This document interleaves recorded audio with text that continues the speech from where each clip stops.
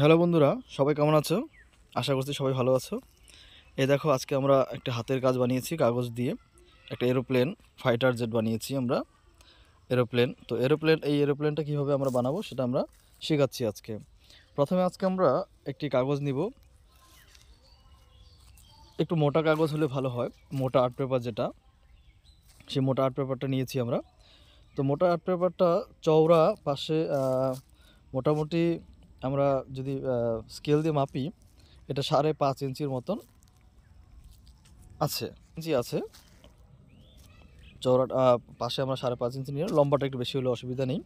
আমরা যেভাবে ঘুড়ি বানাই, সেই ঘুড়ি বানানোর স্টাইলে আমরা কাগজটাকে ঠিক এইভাবে করে ভাঁজ করে নেব। ভিডিওটি একটু লম্বা হবে, প্রথম থেকে শেষ পর্যন্ত না দেখলে তোমরা বুঝতে পারবে না। তাই ভিডিওটি প্রথম থেকে শেষ পর্যন্ত না টেনে দেখবে।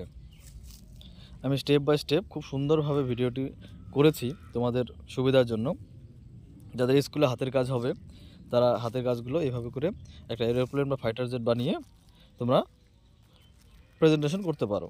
তো এইভাবে করে ঘুড়ি বানানোর মতো চারকোনা স্কোয়ার এটা আমরা বানিয়ে নিলাম। এরকমভাবে আমাদের 5টা টুকরো লাগবে, তো আমি আগেই বানিয়ে রেখেছিলাম। এই দেখো 5টি টুকরো, সেম একই সাইজে 5টি টুকরো আমি বানিয়েছি। তো 5টি টুকরো বানানো হয়ে গেলে তারপরে আমরা একটাকে খুব সুন্দরভাবে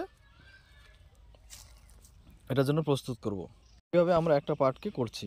তো প্রথমে যে ভাঁজটা করা ছিল তার উল্টো পাশে আরেকটা ভাঁজ করে নিলাম। এটাকে উল্টিয়ে দিয়ে এবার অর্ধেকের বেশি অংশটা, কিছুটা অংশ ভাঁজ করে দিলাম। এবার এইভাবে করে দিয়ে উপর থেকে নিচ পর্যন্ত ভাঁজটা টেনে দিলাম। এই পাশেও সেম একইভাবে এইভাবে করে টেনে দিলাম। যদি বুঝতে অসুবিধা হয় আবার ভিডিওটি একটু টেনে আবার নতুন করে দেখে নিও। পরেরটাও কীভাবে বানাতে হবে সেটাও দেখানো আছে, এটা বুঝতে না পারলে পরেরটাকে ভালো করে ফলো করো। হয়ে গেল এরকম পার্ট। এরকমভাবে আমাদের 5টা টুকরোকে এইভাবে করে বানাতে হবে। তো পাশে আমার ছেলে ছিল, ছেলে বলল যে আমি একটা বানাবো। তার জন্যই পিয়ুষকে দিলাম একটা বানানোর জন্য। পিয়ুষ আরেকটা বানাবে একটু পরে।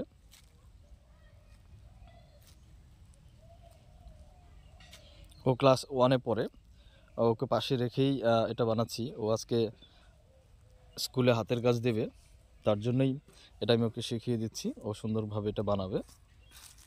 দেখো আমি এটাকে আবার দেখিয়ে দিচ্ছি। ঠিক এইভাবে করে অর্ধেকের বেশিটা অংশ এভাবে করে ভাঁজ করে নিলাম। এবার এটাকে আমরা উল্টিয়ে দিব।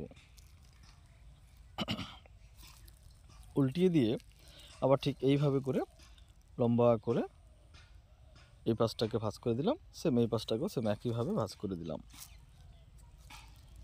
তোমরা যদি মনে করে যে পরে রং করবে সেটা পরে রং করতে পারো, যদি মনে করে আগেও রং করে নেবে, রং করে রোদে শুকিয়ে নেবে, সেটাও করে নিতে পারো।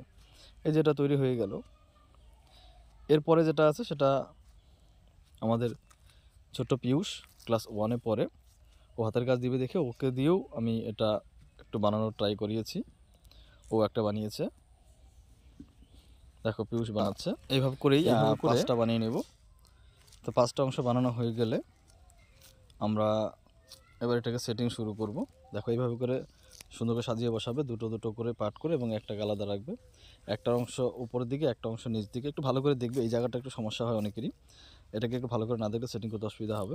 দেখো পিছনে যে ওই বাক্সটার মধ্যে দিয়ে ঢুকিয়ে দিলাম, এই মাথাটাকেও আমরা এই পকেটে পুরে দিলাম। তো এইভাবে করে আমাদের সেটিং হয়ে গেলো একটা।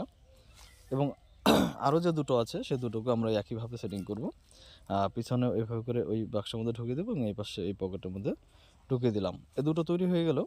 এবার এই যে যেটা এক্সট্রা যেটা আছে এটাকে আমরা খুব সুন্দরভাবে দুই পাশে আঠা লাগাবো। দুটো আঠা লাগিয়ে, আমাদের যে ফেভিকল যে আঠাটা আছে, আমরা ফেভিকল আঠা দিয়ে একটুখানি আঠা লাগিয়ে দিয়ে তারপরে আমরা ওটার মধ্যে সেটিং করব। তো এই অংশটাকে একটু ভালো করে লক্ষ্য করলে তোমরা এই এরোপ্লেনটাকে খুব অনায়াসে বানিয়ে ফেলতে পারবে। দেখো আঠাটা লাগানো হয়ে গেল। এবার আঠাটা দিয়ে আমরা দেখো এবার একটু হাত দিয়ে একটু মিশিয়ে নিলাম, তাহলে লাগবে ভালো। এবার আমরা দেখো ওটাকে ঠিক এইভাবে করে নিয়ে এসে জাস্ট এইভাবে লাগিয়ে দিলাম। এটা এরোপ্লেনের দুটো ডানা এবং মাথা এভাবে করে হয়ে গেল।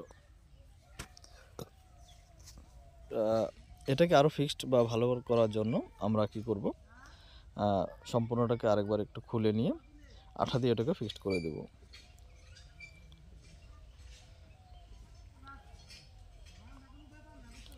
হাত দিয়ে একটু চাপ দিয়ে লাগিয়ে দিলাম, এটা আমাদের সেটিং ছিল। এবার এটাকে আরেকটু ভালো করে ফিক্সড করার জন্য আমরা এখানটাতে আঠা ইউজ করতে পারি। দেখো এটার এই পাশটাকে একটু আঠা লাগিয়ে দিলাম এবং ও পাশটাতেও একটু আঠা লাগিয়ে দিব। দুই পাশে আঠা লাগিয়ে দেওয়ার পরে হাত দিয়ে একটু ঘষে দেবো, তাড়াতাড়ি শুকিয়ে যাবে এবং তাড়াতাড়ি ভালো লাগবে। এবার ওই একইভাবে পিছনে এবং সামনে পকেটে ঢুকিয়ে দিলাম, ঢুকিয়ে দিয়ে ফিক্সড করে দিলাম। এটা ফিক্সড হয়ে গেলে এটা খুলবে না আর। এবার নিচে যে ডানাটা আছে ঠিক এই ডানাটাকেও ঠিক একইভাবে একটু খুলে নিলাম, দুই পাশে আঠা লাগিয়ে দেব। দুই পাশে আঠা লাগিয়ে দিয়ে হাত দিয়ে একটু ঘষে দেব। ঘষে দেওয়ার পরে ওই দুই পকেটে আমরা এভাবে করে ঢুকিয়ে দিলাম। আশা করি তোমরা বুঝতে পারছো। খুব আস্তে আস্তে আমি খুব সুন্দরভাবে বুঝিয়ে দেওয়ার চেষ্টা করলাম তোমাদের। এবার এটা হয়ে গেল। এইবার এটাকে একটু ভালো করে চাপ দিয়ে দিলাম, তাহলে সুন্দরভাবে লেগে গেল। এবার কিছুক্ষণের জন্য আমরা একটু রৌদ্রে শুকোতে দিব। রৌদ্রে শুকিয়ে গেলে তারপরে নিয়ে আসলাম। এখন শক্ত হয়ে গেছে, এটা খুলবে না। এবার আমরা দুটোকে সেটিং করব। পিছনে দেখবে এই যে ফাঁকা যে অংশটাকে, এটাকে আমরা আঙুল দিয়ে একটু বড় করে নিলাম। যদি এত লম্বা আঙুল না হয় তাহলে তোমরা কলম বা পেন্সিলের পিছনের অংশ দিয়ে সেটাকে ফাঁকা করে দিতে পারো। আমি সামনে আমার তুলি ছিল, সেই তুলির পিছনের অংশটা দিয়ে আমরা একটু ফাঁকা করে নিলাম। এইভাবে করে ফাঁকা হয়ে গেল। এবার এই অংশটাকে পিছনে হালকা করে সেটিং করে দেব। এটা সেটিং হয়ে গেল। এই আমাদের এরোপ্লেন রেডি।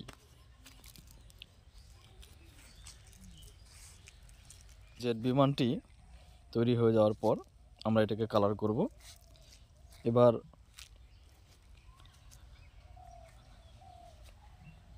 কালারটা আমরা যে ওয়াটার কালার আছে সেই ওয়াটার কালার দিয়েও আমরা করতে পারি, বা অন্য কোনো কালার থাকলে সেটা দিয়েও করতে পারি আমরা। এবার আমরা কালার শুরু করব। এবার নিজের মতন করে কালারটাকে আমরা করে নেব। দেখো আমাদের জেট বিমান রেডি, এখন যুদ্ধের জন্য রেডি, উঠছে আকাশ দিয়ে।